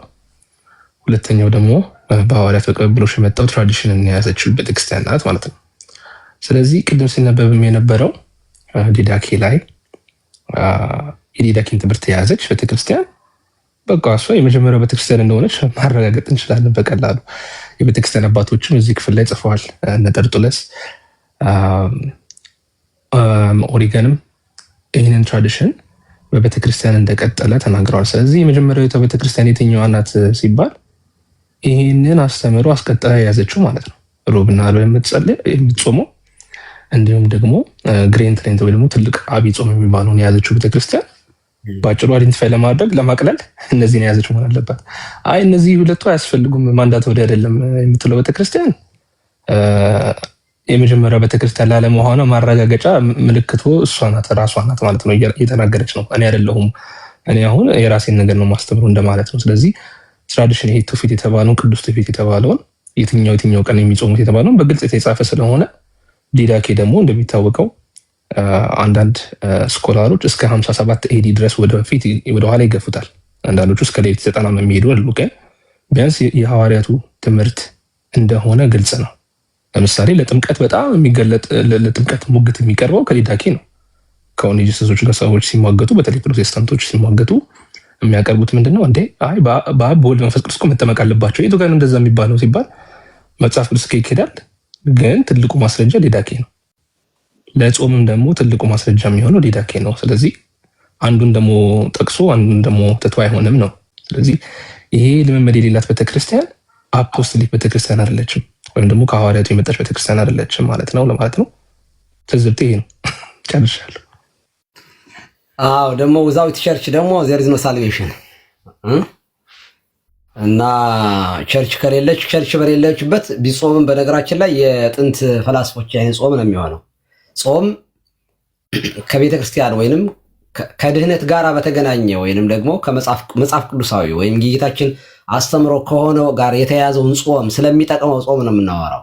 ስግደት ስናነሳ ስራ ክሩባት ስላልሆነ፣ ስግደት ስናነሳ ስለመገለባበጥ ስለ ስፖርት ምናምን አይደለም የምናወራው። በተለየ ሁኔታ እንደሆነ ጾመንም ስናነሳ እንደተባለው የሆነ ሰለንደር በዲ እንዲኖረን የሆነ ሸንቃጣ እንድንሆን ሰውነታችን በጣም ተክለሰው ቁመናችን እንዲያምር አይደለም። ለዚያ ዋጋ የሚያሰጠው ነገረ መስቀሉን እያሰቡ መከራ መስቀሉን እያሰቡ የሚጾሙት ጾም። ሌላው ቀርቶ እኮ ስጋውና ደሙን እንኳን ስንቀበል እኮ መከራውን ጭምር እያሰብን እኮ ነው። እና ስለዚህ ዋጋ ያለው ጾም እንዲህ ያለ ጾም ነው። ቤተክርስቲያን ደግሞ ከመጀመሪያው ጀምሮ ይሄ አላት የሚለው አማን ጥሩ ማጠቃለያ ነው የሰጠህን። እሲስ እንትን ልበላ ከአማን ቀጥሎ ብለውኝ ነበረ። ትንሽ ማስተካከያ ልስጥና እሺ መልስ ነው። አይ መልስ ምናምን አይደለም፣ ያው ከጀመርክ ያው መልስ ይመጣልሃል። ይሄን ጠብቀህ ተናገር። አረ ችግር የለውም፣ እኔ ችግር የለውም። እንትን እኮ ይሄ የምንወያየው የምናወራው እኮ ለመግባባት እንጂ ግን አንድ አማን ከመናገር በፊት ርዕሴ የነበረው ጴንጤዎች መቼ ነው የምትጾሙት ነበረ ርዕሴ እና ከዚያ አንተ መጣህ እንጾማለን አልከኝ። ኦኬ መቼ ነው የምትጾሙት ስለነበረ አብይ ጾምን እንጾማለን አልከኝ። አብይ ጾምን ደግሞ ያው በውሃ ብቻም የሚጾሙ እንዳሉ ነገርከኝ። ዊዛውት መን ፉድ በጣም ይቅርታ በእውነት በጣም ይሄ አስቂኝ ስለሆነ ነው። እና ውሃ ብቻ እየጠጡ 40 ቀን የሚጾሙ አሉ ነው ያልከኝ። እኔ አላልከኝም፣ አሉ በጣም ብዙ ነው ያልከኝ። እነዚያ ሰዎች እኔ ኢንቪዚብል ቸርቾች ውስጥ የሆኑ ኢንቪዚብል ቸርቾች ውስጥ ባለፈው ስትላቸው የነበሩ ሰዎች ምናልባት ከሆነ ከኛ የማይታወቁ ስለሆነ እኛ ቤት ያሉትን መናንያን ይመስለኛል። እኛ ቤት መናንያን ብቻ ናቸው የሚጾሙ አሉኝ እኮ። እንዴት ነው? እውነቴን ነው። 40 ቀን ዊዛውት ፉድ የሚጾሙ ሰዎች ምንም አይነት ምግብ ሳይመገቡ 40 ቀን የጾሙ ሰዎች ጠይቄ ነበረ። ተመልሰው እዚህ ዓለም ላይ ለመኖር አይከብዳቸውም ወይ? ምክንያቱም 40 ቀን ሙሉ ያለ እንጀራ ልብ አድርግ። ቀላል 3 ቀን አይደለም ያልከው 3 ቀን እኛም ያው በእንትን በአክፍሎት ሐሙስ፣ ዓርብ፣ ቅዳሜ የሚጾሙ ሰዎች አሉና ይሄ ፕራክቲስ አለ በቤተክርስቲያን ውስጥ እኛ ጋር አለ። በነገራችን ላይ መናንያን ይጾማሉ። ሳምንት የሚጾሙ እንዳሉ እናውቃለን። በአይኔ ራሴ ማቃቸው በገጠር ውስጥ ማቃቸው አባቶች አሉ። 40 ቀን ምንም አይነት እኛ ሙሴንና ከዳግማዊ ሙሴ ከክርስቶስ በስተቀር ያው ምንም አይነት ሳይበሉ ምንም ሳይቀምሱ በጣም ቀላል ነገር እንዳይመስል ይሄ በጴንጤቆስጣን መኖሩ በጣም ገራሚ ነው። ስለዚህ ትራዲሽናችን ከካቶሊክ ነው የመጣው ስላልከኝ ትራዲሽኑ ከየት ነው ማለት በትውፊት ነው ያገኘ ነው አልከኝ። ኦኬ ትውፊቱን ከየት ነው ያገኛችሁ? ትውፊት ከሰለስቱ ምዕት አልከኝ፣ እንትን ከጉባኤ ኒቃያ አልከኝ። ጉባኤ ኒቃያ ደግሞ ጃምፕ ተደርጎ ትውፊት ዘሎ 1000 ምናምን 16ኛው መቶ ክፍለ ዘመን አይሄድም። ትውፊት ቅብብሎሽ ነው። እንደ ቅብብሎሽ አንተ ትሰጣለህ ለልጅ ለዚያ ይሰጣል እያለ የሚመጣ ስለሆነ ከየትኛው ነው ስል ከካቶሊክ ነው አልከን። ያው ካቶሊካውያን መተዋረረ በፍጹም አሉ። ያው ስለዚህ እስካሁን አላሳይህንም፣ እውነት ለመናገር አላገኘናትም። ጴንጤዎቹ የሚጾሙትን ጾም እስካሁን አላገኘነውም አድራሻውን። ኢቭን ነገን ያው ኖ ጴንጤዎች አይጾሙም ቢባል ኖ ይጾማሉ፣ በዚህ ቀን ይህን ያህል ሰዓት በዚህ ምክንያት ይጾማሉ ብዬ አሁን ማውራት አልችልም ሲሪየስሊ። ስለዚህ ይህንን አጥርተህ እንድትሄድ ነው በዚህ አጋጣሚ እንደው ትንሽ እንዳነበበ ሰው እንድናወራ እኔ ሀሳቡን ተረድቻለሁ። ግን የግድ ሰው ማወቅ አለበት የሚለው ትክክል አይመስለኝም። እንትን ለማለት አይ ለኛ እኮ ለትምህርት እንዲሆነ ነው። ለትምህርትማ እንዲሆነ ነው እንዴ። እኔ አሁን ሳስተምር እኮ አውቄ ማስተማር አለብኝ እኮ። አሁን እንትን እንዳንተላለፍ እኮ ነው። ኦኬ እንዳንተላለፍ ነው። እና ደግሞ ያው ልቀጥል ካልኩ ያልከኝ በጣም ብዙ ነገሮች አወራህ። ቀጥል እስቲ። ቀሲስ ብዙ ጊዜ ደግሞ እንደው ከነአንም እንዲጨምርበት ብዙ ጊዜ ትራዲሽናል የሆኑ አርጊመንቶች ነበሩ በፕሮቴስታንት። አንደኛ እነዚህን አጽዋማት በመጽሐፍ ቅዱስ በዚህ ቀን ጾሙ ተብሎ ስላልታዘዘ እኛ ደግሞ መጽሐፍ ቅዱስ ብቻ ስለሆን አንጾምም የሚሉ ሰዎች ነበሩ። ያንን አርጊውመንት አሁን አንተ ራሱ አትቀበለውም ማለት ነው። እንጾማለን ማለት ኦልሬዲ አክሴፕትድ ነው። እንደዚህ አይነት የነበረው ክስ ትክክል አልነበረም የሚል አንድምታ ነው ያየሁት እኔ። ምክንያቱም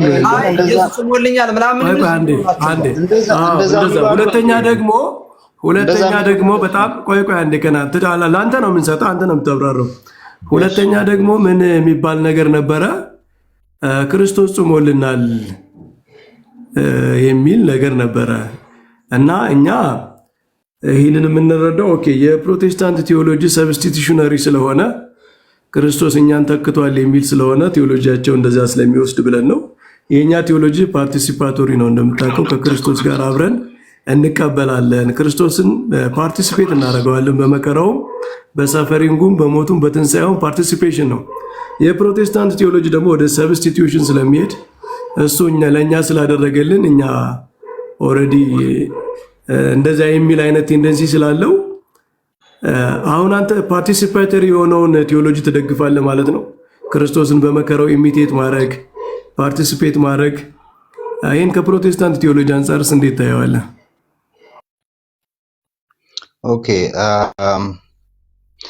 አይ መጀመሪያ የቀሲስን አድሬስ ላድርገውና ቀሲስ ደጋግሞ እንትን እያሉኝ ስለሆነ ሚስ ሪፕሬዘንት እያደረጉኝ ስለሆነ ሌላ ጊዜም እንትን እንዳይሉኝ ነው። ቀሲስ በጣም ነው እየገረመኝ የነበረው እንትን ሲሉኝ ሙድ ሲይዙብኝ። ዛሬ በቃ የሳቸው እንትነኛ ያለው ስለሚወዱኝ ነው ነገሩ፣ በእንትን አይደለም። በነገራችን ላይ ይደውሉልኛል፣ ይጠይቁኛል፣ ተው ተመለስ ይሉኛል እየደወሉና ስለሚወዱኝ ነው ይሄንን እንትን የሚሉት። በክፉ ምናምን አድርገውት አይደለም። እኔም በዛ አልወስድባቸውም። ከፍቅር ነው እንደዚህ የሚያደርጉትም። ሶ ያንን እንትን ልበሉት። ቅድም ያልኩት ምንድን ነው ያ እንጾማለን፣ ግን ደግሞ ለምሳሌ እኛ ስንጾም ከምግብ ብቻ አይደለም የምንከለከለው። አሁን ከምግብ መከልከል አለ ብያለሁ። ከምግብ መከልከል አለ። ከሱ በተጨማሪ ደግሞ አሁን በኦርቶዶክስ ምን አለ? ከምግብ ከመከልከል በተጨማሪ ከስጋ መከልከልም አለ፣ ከእንስሳ ውጤቶች። ከሱ በተጨማሪ እኛ ደግሞ ምንድነው የምናደርገው? ከምንወደው ነገር ነው የምንከለከለው። ከምንወደው ነገር ማለት አንድ ሰው አንዳንዶች ቸኮሌት ሊተው ይችላሉ። አንዳንዶች ጣፋጭ፣ እኔ ጣፋጭ ነው የምወደው፣ ጣፋጭ ነገር ነው የምተወው አልኳቸው እና እሳቸው እሷ ላይ ብቻ ተኮሩብኝ። አሁንም ያው የሰዓት ጾም አለ። አሁን አንዳንዱ እንደየአቅሙ 24 ሰዓት የሚጾም አለ፣ የ6 ሰዓት የሚጾም አለ፣ የ12 ሰዓት የሚጾም አለ፣ 24 ሰዓትም የሚጾም አለ። ሌላው እንደ ተጨማሪ ከናን እስኪ ኤክስፕሌን አድርገው። ለምንድን ነው ከጣፋጭ ነገር ሰውነትህን ከሚወደው ነገር የምትከለክለው? አንደኛ ጣፋጭ ነገር በጣም ስለምወድ እኔ ራሴን ሰውነቴን አእምሮቴን ለመግታት ነው። አእምሮቴን ለምንድን ነው ለጌታ ብዬ ራሴን ከመወደው ነገር ለመከልከል ነው። ሁለተኛ ደግሞ ምንድነው ቴዎሎጂካል ስክሪፕቸራል ቤዝህ ሰውነታችሁ የሚወደውን ነገር ከልክሉት የሚል ከፕሮቴስታንት አስተምሮ አንጻር ምንድነው መነሻ?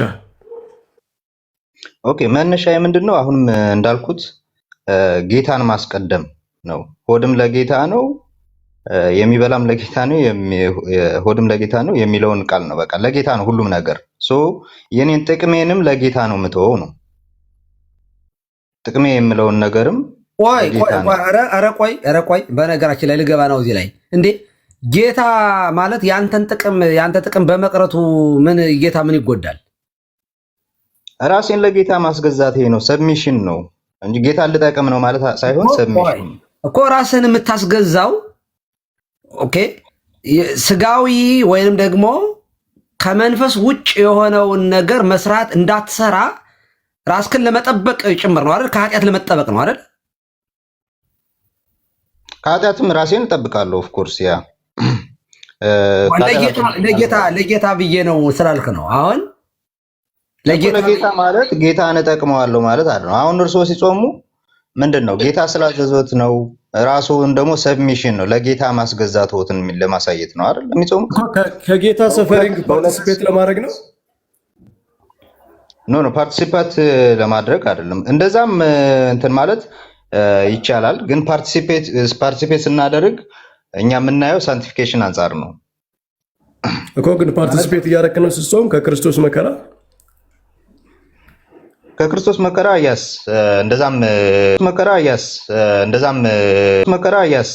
እንደዛም ኤክስፕሌን የሚያደርጉት አሉ። በዛ መልኩ እንዲያውም ዲያቆን ዘማርያም የጠየቀውም ጥያቄ አለ። በጾም ጊዜ ለጌታ ብለህ ብትበላስ? ለጌታ ብለህ እንዴ? ጌታን ለማክበር ብዬ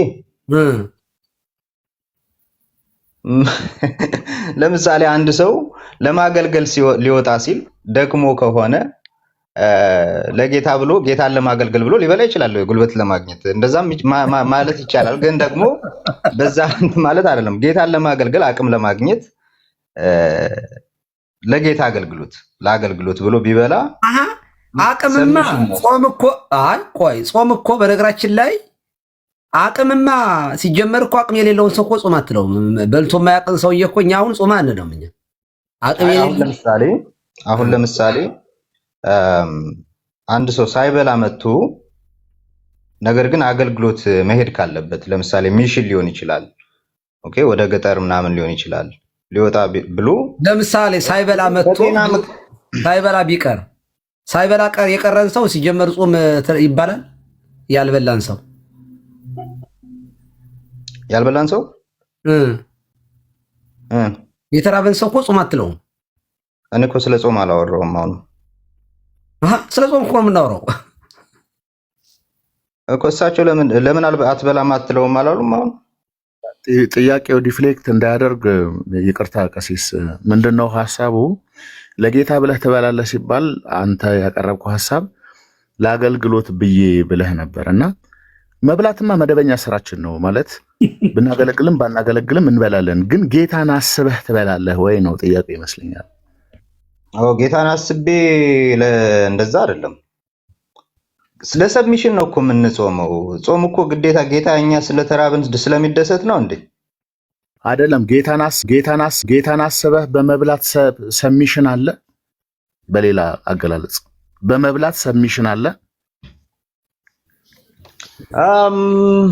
እንደዛ ብዬ እንትን ልል አልችልም። አሁን እኔ እዚህ ጋር እንደዛ አይነት ዲሲዥን ልሰጥ አልችልም። ግን ቅድም ባልኩት ነገር ጌታን ለማገልገል ብሎ በሚለው ከሆነ ለአገልግሎት ኃይል ለማግኘት ከሆነ አንዴ ይኸውልህ፣ ኃይልማ ለማግኘት መደበኛ ስራችን አልኩህ እኮ መብላት ነው ማለት። ካላጣን ቁርስ፣ ምሳ፣ እራት እንበላለን። ግን በዛ አንጻር ካልሆነ በስተቀር አድምጠኝ፣ ለሰሚሽን ብለን እንጾማለን። ኦኬ፣ እሱን አንተ ማግሪያ ያርጋል። ግን ለሰሚሽን ብለን እንበላለን ወይ? በመብላት ለጌታ ሰሚት ማድረግ ወይም መገዛትን መግለጽ ይቻላል ወይ ነው ጥያቄው። አይ በዛ መንገድ አላየውም። ዝም ብሎ በመብላት ጌታን ስለዚህ ሆድ እግዚአብሔርን አያከብረውም፣ መብላት እግዚአብሔርን አያከብረውም ብለን መደብደብ አንችልም። ታዲያ በምን አንጻር ነው የሚነገረው? እንደዛ ነው። አሁን የሆነ ፐርስፔክቲቭ ያስፈልገዋል። አንድ ነገር ሲነገር ጀነራላይዝ አድርጌ መናገር እኔ ደስ አይለኝም። ለዛ ነው የምጠነቀቀው። ፐርስፔክቲቭማ ነገርኩ። በመብላት እግዚአብሔርን ማክበር ይቻላል ወይ? ስለ በመጾም ጥርጥር የለውም። ቅድም ነግረህናል። የጾሙን አይነት እንመጣበታለን። በመጾም ሰሚሽን ነው፣ ለመገዛት ነው፣ ለእግዚአብሔር ለመገዛቴ ለመግለጽ ነው፣ ለእግዚአብሔር ልተውልህ ነው አልኩ። ኦኬ እሺ። በመብላትስ ስንል ኖ በመብላት የሚገለጽ ሰሚሽን የለም አልክ። ስለዚህ መብል እና መጠጥ እግዚአብሔርን ሊያከብረው ይችላል ወይ ነው? አይችልም ነው። በነገራችን ላይ ቀሲስ የምንጾመው ለእግዚአብሔር ለመገዛት ነው የሚለውን መቀበሉ በራሱ ክሬዲት ነው የሰጠዋሉ ለከናን። ስለዚህ ነገ ስንጾም በየትኛውም ሰዓት ላይ እኛ ኦርቶዶክሳውያን ስንጾም ለእግዚአብሔር መገዛት እንደሆነ ልክ ነው ቀሲስ፣ ይሄ ክሬዲት የሚገባው ነው። አዎ የእውነቴን ነው። ምንም በቃ ከናን በዚህ አንከራከርህም፣ ጥሩ ነገር ስለሆነ ማለት ነው። እኛ የኔም ዓላማ እሱ ነው። ባይዘው እዚሁ ዛሬ ስንገባ ነገ ጾማችንን የሚቃወሙ ሰዎች ስለሚኖሩ ኦኬ መጾም ይሄ ለእግዚአብሔር እየተገዛው ከሆነ በጣም ቫልዩ ያለው እንደሆነ እንዲሰመርበት ነው። ቀጥሎ ታዲያ ቀሲስ ምን መስሎት እዚህ ጋር ታዲያ እሱንም አተማመን በጣም ክሬዲት የሚሰጠው ነው። ትክክል። ሌላኛውን ጠገግ ስናጸዳው ደግሞ የጾምን ዋጋ በትክክል እናየዋለን። ስለዚህ ምንድነው መጾም ለእግዚአብሔር ስንል የምናደርገው በክርስቶስ ሰፈሪንግ ውስጥ ራሳችን አስገብተን ፓርቲሲፔት የምናደርገው ሲሆን መብላት ግን የምንበላው ግን ለኛ ነው ማለት ሰፈሪንግ የለውም። ለእግዚአብሔር የምንገዛበት አይደለም። መደበኛ ስራችን ነው። በላተኞች ነን። ስለዚህ በመብል እግዚአብሔርን ማክበር አይቻልም ነው። በጾም ግን እግዚአብሔርን ማክበር ይቻላል። ይሄን ለማለት ነው። እግዚአብሔር ይስጥልኝ። ኦኬ፣ እኔ ከእሱ ጋር እኮ እንትን የለኝም፣ ችግር የለብኝም። ግን ያው አንድ ስፔሲፊክ ሁሉ ነገሮች ጀነራላይዝ አድርጎ መናገር ስለሚከብደኝ ነው። ማለት ቅድም እንዳልኩት አንድ ሰው እንዴት ሊበላ ይችላል? መበላትማ እንትናችን ነው ምናምን ያሉትን ለምንድን ነው ያንን ያነሳውበት ምክንያት? አንዳንድ ሰው ለምሳሌ ከጤናው አንጻር ላይበላ ይችላል። ከጤናው አንጻር ከዛ አንጻር ደግሞ አይ ጌታን ላገልግል ብሎ ደግሞ ራሱ ላይ ደግሞ ሳክሪፋይስ ከፍሎ ደግሞ ሊበላ ይችላል። ያ ሰው አሁን እንደዛ አድርጎ ጌታን አላከበርክም ልለው አልችልም፣ እንደዛ ስላደረገ። ከዛ አንጻር ስለማየው ነው። አንዳንድ ነገር ጀነራላይዝ አድርጎ መናገር አንዳንድ ነገሮችን ይከብዳል። እዚህ ጋር አሁን አንድ ሰው በመብላቱ ጌታን ንቆታል ላንለው እንችላለን። ማለት መደበኛ ተፈጥሮ ስለሆነ መብላት ማለት ነው። ግን የበላሁት ለሰሚሽን ነው ለመገዛት ነው ልንል አንችልም። እንደ ምሳሌ ብንወስድ አሁን አዳም በገነት ውስጥ ብላ ተብሏል። ብላ የተባለውን በመብላቱ እግዚአብሔርን አያከብረውም። በቃ እሱ ኑሮው ነው። አትብላ የተባለውን አድምጠኛ፣ አትብላ የተባለውን ግን ባለመብላት ማንን ያከብራል? ብላ የተባለውን በመብላቱ ነው እግዚአብሔርን ያከበረው ወይስ አትብላ የተባለውን ባለመብላት ነው እግዚአብሔር ያከበረው?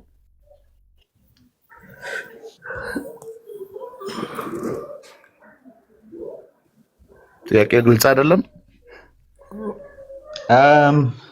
I mean like የእርሱ እንትን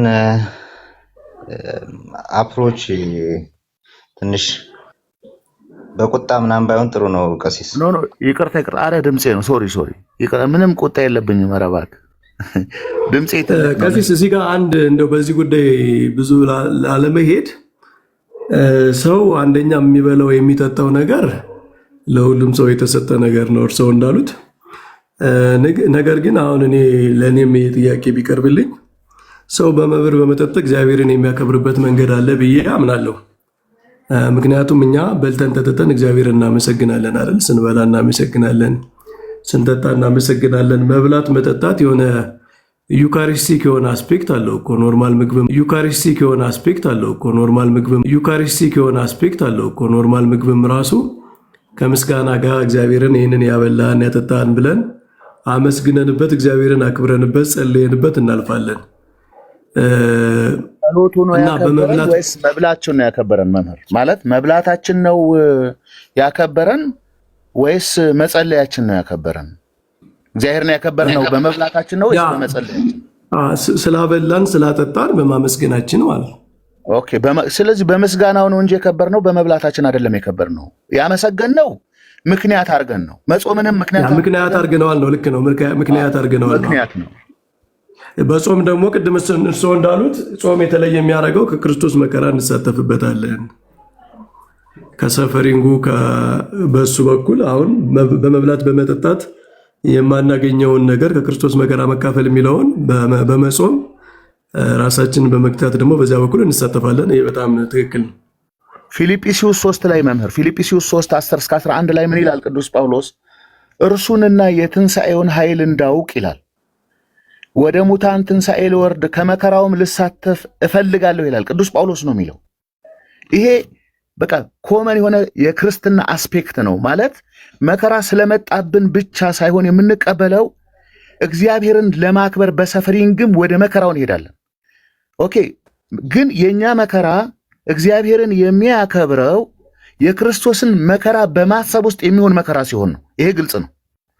ግን መከራው ስለመጣብን የግድ ስለሆነ ብቻ ሳይሆን ፈቅዶ መከራ በመቀበልም እግዚአብሔርን እንደምንረዳው ክርስቶስ የሰራልን ስራ እንደምንረዳው ቅዱስ ጳውሎስ እዛ ፊልጵስዩስ 3:10-11 ላይ እርሱንና አለ እርሱን ጌታን የትንሣኤውን ኃይል እንዳውቅ ወደ ሙታን ትንሣኤ ልወርድ በመከራውም ልሳተፍ በሆነልኝ እወዳለሁ ነው የሚለው። አይ በእርግጥ ጥሩ ነው። አይ ጥሩ ሄደንበታል። በእርግጥ ሮሜ ላይ ቅዱስ ጳውሎስ የሚላል የሚበላ የማይበላ የሚበላውን አይንቀፈው ብሎ የሚበላ እግዚአብሔርን ያስደስታል የሚለው ላይ አንድምታችን በመብላት እንዴት እግዚአብሔርን ማስደስት ይቻላል? መብላት እንዴት እግዚአብሔርን ሊያስደስት ይችላል? የሚል ጥያቄ መምህራችን አንድ ጊዜ ጠይቀን አይ እግዚአብሔርን ያስደስታል እንጂ ታዲያ ማን መኖር ይፈልግ ነበር ብለውናል። እና አንድ ሰው አልበላም ብሎ ስጋውን ቢጎዳ በራሱ ኃጢአት ነው። እንዳውም እንደ ነፍስ አጥፊ ሆኖ ሊቆጠር ይችላል። የምንበላው ራሱ ለእግዚአብሔር ነው የሚል ኢንቴንሽኑ ምንድን ነው? አልበላም ሲል ቀሲስ ኢንቴንሽኑ ምንድን ነው? አንድ ሰውዬ አልበላም ሲል አለመብላቱ ለዚያ ነው። እንደያውዱ ሊተረጎም ይችላል። ለምሳሌ ራሱን ለማጥፋት ብሎ ከሆነ ኦፍ ኮርስ ለዚያ ነው። አሁን ህንጻ እግዚአብሔርን ያፈረሰ ነው። ሮሜ የሚለው የሮሜ መልእክቱ ትርጓሜውንም የሚያብራራው በዚህ አይነት መንገድ ነው። እና ግን ከእንትኑ አንጻር ጥሩ ነው የእርስዎ ጥያቄ። ከነአን ካመጣው አንጻር ጾማችን ፐርፐዝ ያለው ነው። ስጋችን ገተን ስንይዝ ለእግዚአብሔር ስጋችንን እንዲገዛ ማድረጋችን ነው። ከምግቦቹ አመራረጥ ጀምሮ ለስጋ አርነት ላለመስጠትና ስጋን ለነፍስ ለማስገዛት የመንፈስ ፍሬዎችን እንዘራበታለን። ያ ነው። የሚበላ ደግሞ የሚበላም ለእግዚአብሔር ይብላ ይላል አይደለም? ቃል በቃል እንደዚያ ነው መሰለኝ። ቆይ እስኪ ያወጣዋለሁኝ እኔ ከዚህ አንጻር ይመስለኛል መምህር በረከት ቅድም ያነሱት እና ቀሲስ ርዕሱ ግን በጣም ሰፋ። አዎ ሰፋ ነው። አዎ ሰፋብንና ወደ ሌላ ሽፍት እንዳይሆንብን ወደ ቅድሙ ስንመለስ ከአፖስቶሊክ ቸርች አንጻር ጾም ከዲዳኬ ከአፖስቶሊክ ኮንስቲቱሽን እንዲሁም ደግሞ ኦፍኮርስ ከአባቶች ትምህርት አሳይተው ነበር እና ኦርቶዶክሶችም ካቶሊኮችም እንደዛ አድርገው አስቀምጠዋል። እኔ ለማቆም ፈልገው ከፕሮቴስታንት ሳይድ ስለሆነ ካኑ ስንጾም ለዚህ ነው የምንጾመው ደግሞ ይህንን ትራዲሽን ያለን የሚሉ ካለ ከሱ ደግሞ ብንማር፣ ምክንያቱም የግል መልከታ ነው ኖርማሊ አሁን የሆነው። እኔ ስጾም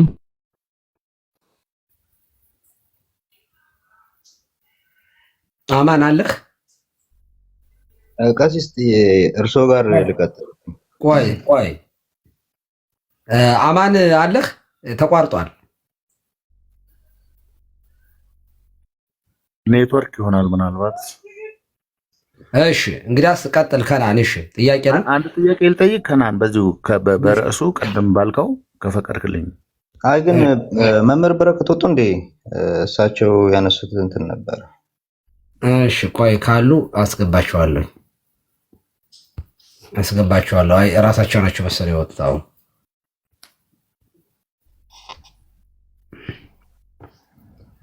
እሺ ቀጥል። እስከዚያ ከመጡ ካልመጡ እኛ እንመልሳለን። ምንም ችግር የለውም። ያ አይ እንደውም እኔ ሀሳቤን ማለት የፈለኩትን ቀሲስ እርሶም መምህር በረከትም እንትን አሉልኝ፣ በደንብ ገለጹልኝ። ያንን ሀሳብ እኔ የምረዳውን ከዛም አንጻር ስለሆነ ነው። ሮሜ ላይ ያለውን እኔ ያለኝ እንትንም የሚበላ